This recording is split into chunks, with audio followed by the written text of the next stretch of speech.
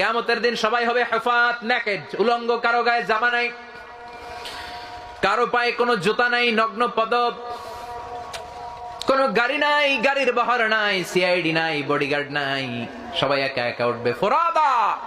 সব হবে গোরলা, খাতনাবিহীন অবস্থায়। মায়ের পেট থেকে ঠিক যেমনি যেমনি জন্মদিনের পোশাক পরে আসছি নেকেড, সবাইকে সেদিন নেকেড করে কিয়ামতের ময়দানে উঠায় দিবে কে? মা এসে বলবেন, নবী, সবাই যদি নেকেড হয়, কারো গায়ে যদি জামা না থাকে, লজ্জা শরম লাগবে না? বিশ্বনবী বললেন, আয়েশা, ওই দিনটা আজকের দিনের মতো নয় রে আয়েশা, 50,000 বছর হবে লম্বা সেদিনটা।